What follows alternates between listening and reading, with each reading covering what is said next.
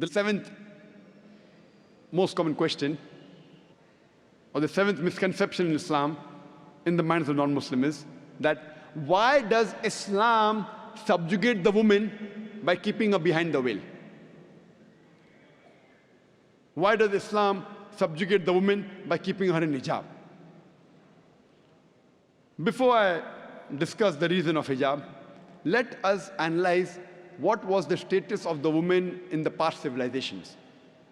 When we read the history of Babylonian civilization, it says that women were ill-treated.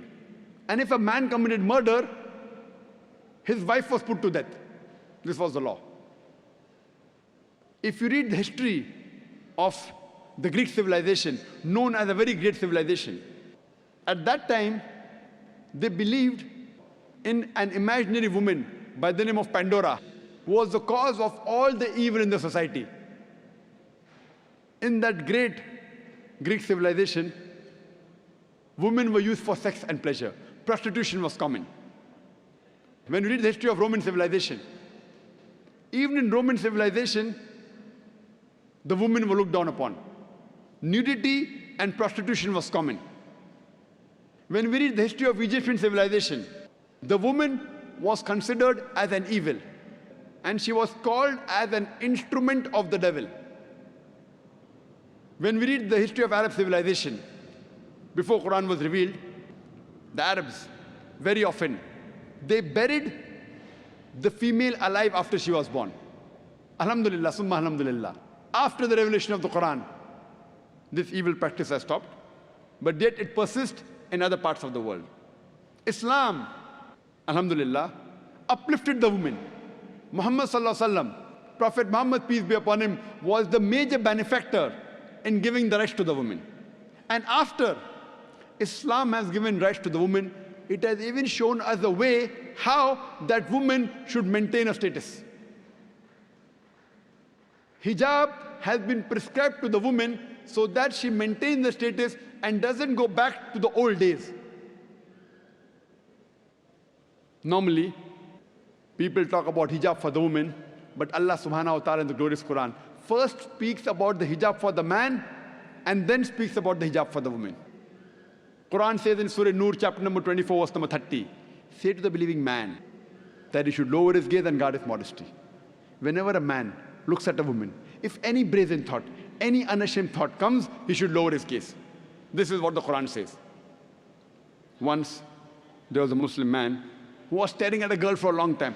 I told him, brother, what are you doing? This is haram in Islam. He told me, a beloved Prophet said, the first glance is forgiven, the second is prohibited. I have not completed half my glance.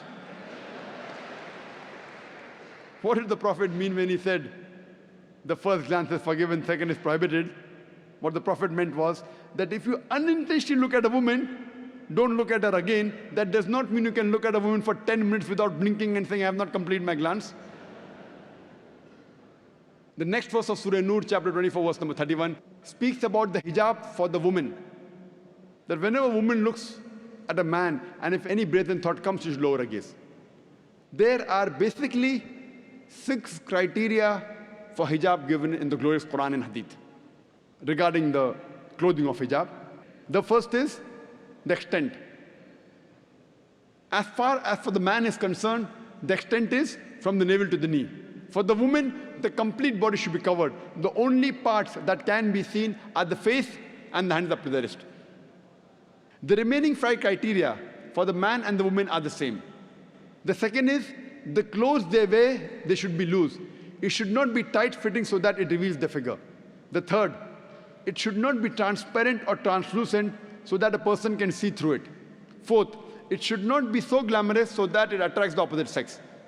Fifth, it should not resemble that of the opposite sex. And sixth, it should not resemble that of the unbeliever.